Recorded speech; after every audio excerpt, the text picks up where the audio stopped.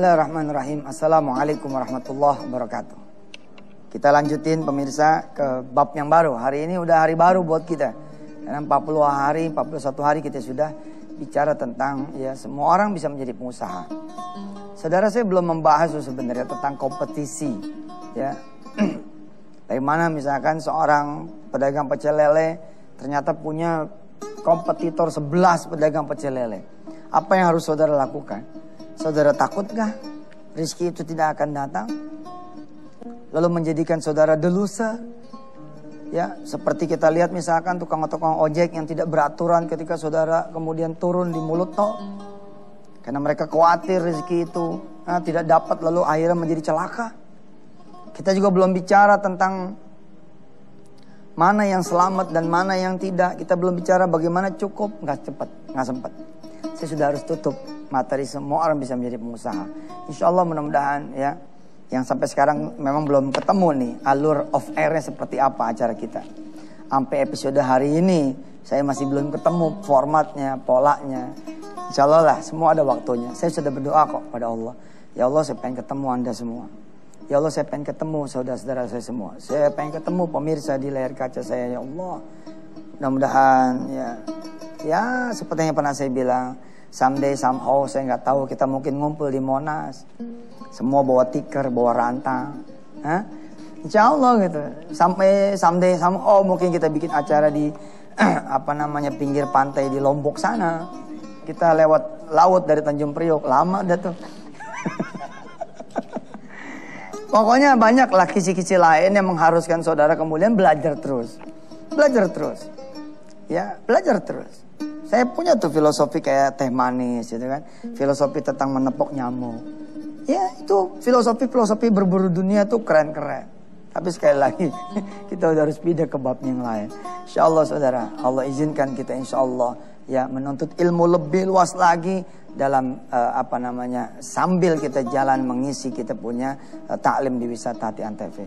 Yang belum bismillah lagi saudara, mari kita khatamkan Al-Quran. Kita masuk ke ayat 84 dan 85 surah Ali Imran. A'udzu billahi minasy syaithanir rajim. Bismillahirrahmanirrahim.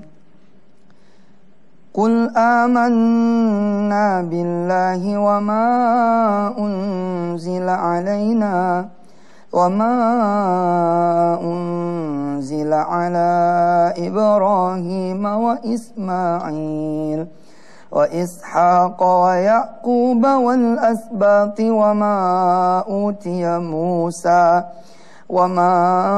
أوتي موسى وعيسى والنبيون من ربهم لا نفرق بين أحد منهم ونحن له مسلمون ومن يبتغ غير الإسلام دينا فلن يقبل منه وهو في الآخرة من الخاسرين صدق الله العظيم. Permisi yang dirahmati Allah. Amalan harian buat umat Nabi Muhammad SAW begitu banyak. Kenapa Allah mudahkan buat kita? Ya, untuk memiliki amal A, B, C, D sampai tidak terhingga. Karena Allah ingin memudahkan kita masuk surganya Allah. Masih teringat kisah tentang bagaimana Isra Mi'rajnya Rasulullah SAW?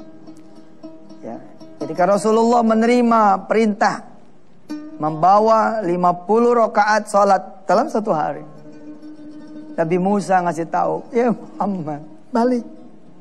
Umatmu gak bakalan kuat sholat sampai 50 rakaat. Balik, minta keringanan. Sampailah kemudian 5 rakaat. Ketika disuruh balik lagi, apa kata Nabi Muhammad SAW? Lah, sudah. Ini sudah cukup buat umatku. Ini sudah cukup buat orang-orangku. Tapi Allah tidak mau membiarkan saudara hidup tanpa ibadah-ibadah yang mencukupi saudara untuk diampuni, masuk surganya Allah. Karena itulah Allah bentangkan Ya sebanyak-banyaknya kesempatan buat saudara semua, buat saya, buat kita untuk kemudian mengejar ampunan Allah, surganya dan ridhonya. Karena terlalu lama dari subuh sampai ke zuhur, lalu Allah berikan kita sholat duha. Ini, ya coba lihat bentangannya saudara. Ya, ini ada sholat subuh. Lama sekali nih. Sampai kepada sholat zuhur.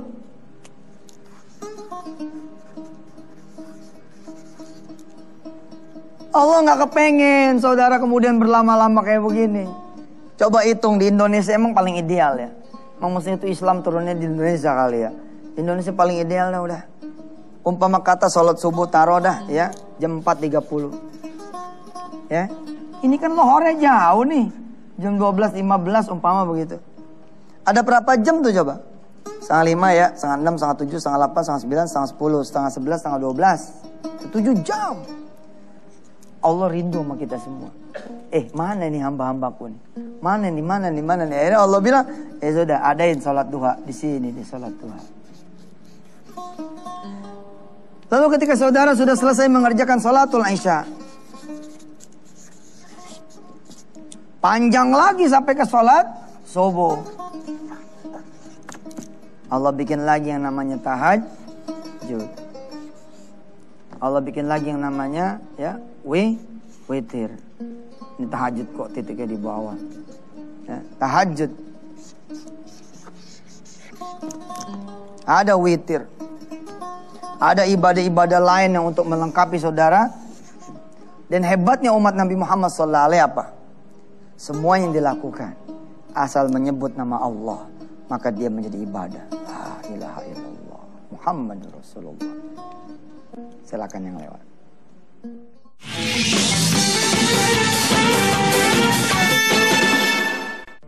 Saudara-saudara yang dirahmati Allah, sebelum kita bicara amalan harian, ya, amalan harian ini identik dengan amalan sunnah.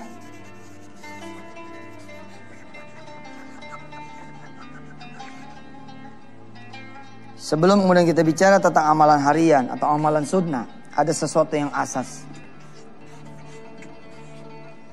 Apa yang asas itu? Dialah as-salawatul mafruḍat, salat fardu.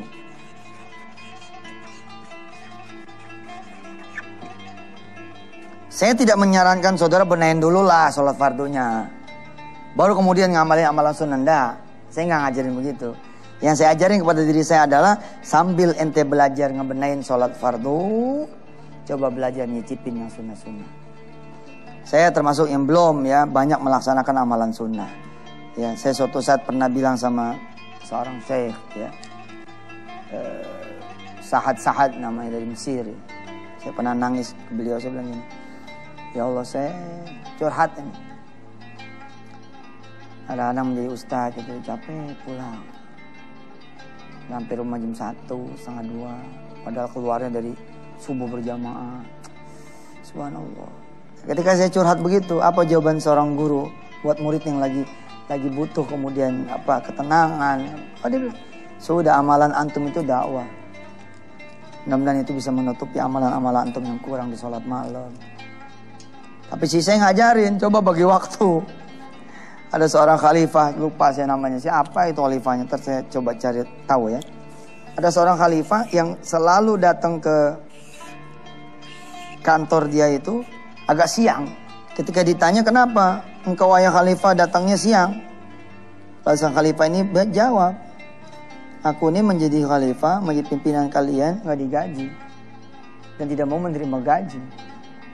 Karena itu kemudian paginya saya berusaha. Paginya saya berdagang. Namanya Said bin Amir, betul.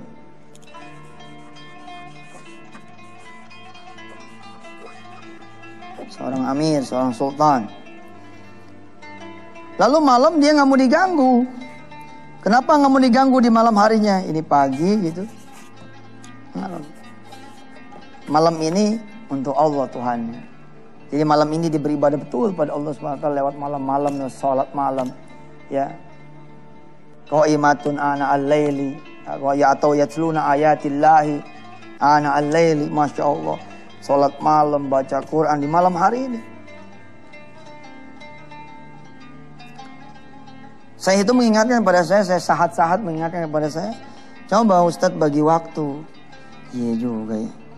Nah, kemudian saya coba membagi waktu. Saya bikin tausiah-tausiah itu zuhur berjamaah. Coba perhatikan saudara-saudara yang kemudian saya datangi atau saudara yang mengundang saya dan saya datang. Coba perhatikan. Saya mau datang, saya bilang ayo sambil sholat isya berjamaah. Kenapa saya ambil yang seperti itu? Supaya saya nggak ketinggalan sholat isya berjamaah. Saya bilang nggak usah ada acara macam-macam ya. Kalau ente mau acara maghrib sampai isya, isya aneh dah yang jadi imam. Habis aneh ceramah, nggak usah ada lagi sambutan-sambutan. Nggak usah bahkan ada yang baca Quran, langsung aja naik ceramah. Sehingga Masya Allah, kalau masih di Jakarta gitu, anak jam 9 malam itu udah di rumah lagi. Wah keren, asik. Dulu nggak pakai timetable kayak begitu tuh, nggak pakai time schedule kayak gitu tuh. Bisa ada jadwal jam 13 coba. Jam 13 ini masalah kalau di Jakarta. Ya. Kok masalah Ustadz? Masalah lah. Saya mesti jalan tuh jam 11. Ini saya sholat zuhur di mana? Sebagai Ustadz sholat zuhur di mana? Dakwah memang wajib, tapi sholat berjamaah ini juga sesuatu yang asas. Malu gitu kadang-kadang datang ke tempat ceramah gitu, orang-orang udah pada sholat lapi, udah pada kelar, nungguin ustadznya datang. And then kemudian saya datang. Assalamualaikum, waalaikumsalam. Udah sholat Ustadz? Belum nih. Wudunya di mana? Aduh, kayaknya gimana gitu hati itu. Kita atur, nggak ada cerita jam 13. Jam berapa ya? Jam setengah 12 atau jam 14. Orang bingung. Setengah 12 kita belum keluar Ustadz. Ya terserah lu lah. Jam 12 aja lah, pas luhur nih. Azul kan pas istirahat, oke. Pas Azul istirahat, saya datang jam 12:04. Gak usah ada cerita macam-macam, gak usah ada sambutan lah. Ente biasa ketemu di rut toh. Gak usah lah, udah biarin saya langsung. Supaya apa? Supaya saya bisa jam 12:30 langsung istirahat. Bergerak lagi tempat yang lain, gak lewat asar berhenti. Ini adalah kita belajar di sesuatu yang asas. Ada orang manusia konyol gitu ya. Dia sholat duha bisa sampai pol 8. Dia puasa sunnah jago-jagoan dan puasa sunnah. Tapi sholat wajibnya berantakan. Sekali lagi saya bilang ke pemirsa semua, jadilah yang lebih daripada saya tentu. Sholat wajibnya top-topan, tapi ibadah sunnah juga bagus-bagusan. Saya pernah mendapati satu majelis zikir, innalillahi wa inna ilaihi raji'un. Suatu saat saya ada rapat di satu bangunan, di satu gedung. Ya, rapat dimulai jam 8 pagi. Sampai jam 11:15. Kenapa rapatnya sampai 11:15? Karena semua karyawati harus wudhu. Jarak antara ruang rapat pemirsa sama tempat wudhu, gitu ya. Ini kira-kira seperempat jam lah. Buat mereka turun, apa segala macam. Lalu ada yang makan segala macam. Sehingga asumsinya 11:45 mereka bergerak ke masjid.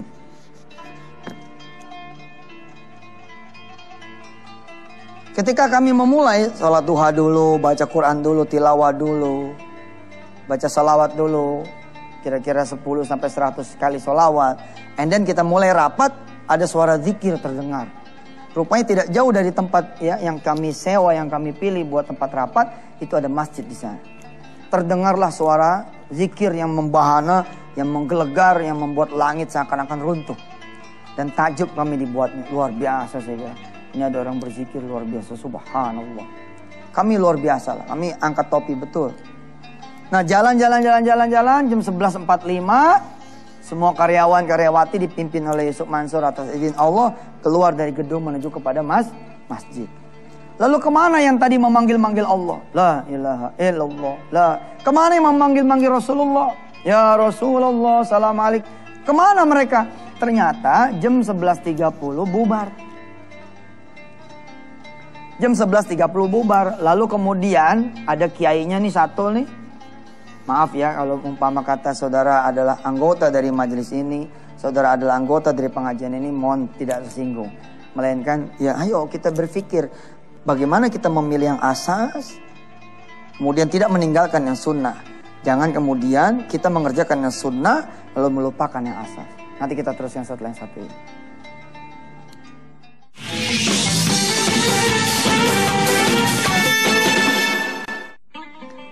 Kembali lagi di Wisata Hati Antv bersama Yusuf Mansur. Saudara yang dirahmati Allah, terima kasih atas doa saudara untuk Antv. Mudah-mudahan Antv ya diberikan kekuatan Allah SWT untuk tetap ada sampai akhir masanya nanti, menyebar kemudian dakwah syiar. Insyaallah, alhamdulillah kita pun sekarang sudah tergabung menjadi keluarga besar Antv, dan mudah-mudahan kita sama-sama mendoakan agar Antv ini penuh barokah. Di tahun ke-19 dia punya usia ya, Samudra Karya. Oh subhanallah, Samudra Karya. Baik, kita terusin. Saya cerita bahwa kami rapat jam 8 kami mulai dengan sholat duha, bla bla bla, baca Quran segala macam, berdoa, lalu kamu rapat. Begitu mulai rapat ada suara orang berzikir. Cuman yang saya soroti adalah ketika 11.45 kami kemudian selesai makan siang, selesai wudhu semua karyawan-karyawati, lalu kami bergerak menuju kepada masjid terdekat dari kantor yang kami sewa, dari building yang kami kemudian pakai sebagai rapat. Rupanya kami baru sadar kalau nggak ada suara lagi. Suara yang tadi zikir kemana? Rupanya Pak, ini di depan motor, mobil sudah pada posisi on. Ini 11.30 nih. Selesai rupanya 11.30. Saya tahunya dari mana? Kan saya turun 11.45. Kira-kira saya nyampe di masjid ini 11.50. Kan saya tanya, loh pada kemana nih orang-orang? Pada pulang. Saya tanya, mau kemana? Udah selesai tak? Udah selesai pengajian nih? Udah. Udah selesai zikirnya? Udah. Saya bilang tuh sama teman-teman Mas Sani, sama Jamil apa yang ada di belakang saya. Wah, kok kenapa nggak ditahan ya dia sholat zuhur berjamaah gitu. Dah, sampai sana ada pemandangan menarik. Begitu di pintu masjid, kiainya keluar. Wedai, Ustadz Tipe nih, dah. Ustadz Tipe nih, emang? Iya, saya Ustadz Tipe. Bukan Pak, bukan Ustadz, bukan Kiai. Saya Ustadz Yusuf Mansur, bukan Ustadz Tipe. Ustadz, pelokan. Terus saya tanya, Ustadz mau kemana? Ini ada jadwal lain. Jadwal lain? Pan ini, itu muadzin tuh siap-siap. Ini ngejar waktu. Coba, ngejar waktu. Bukan ngejar Allah, ngejar waktu. Ini dia. Dari mulai jam 8 sampai 11.30 yang asas bukan. Bukan asas tuh. Ya perkara yang dikerjain sama nggak dikerjain juga, insya Allah lah gitu. Bukan berarti saya tidak mendukung, tapi jadi umat Islam harus pinter.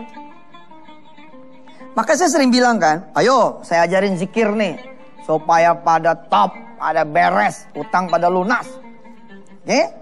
Tapi saya sering mengingatkan, bacalah zikir ini setelah saudara membaca wirid yang diperintahkan oleh Rasulullah. Kira-kira begitu.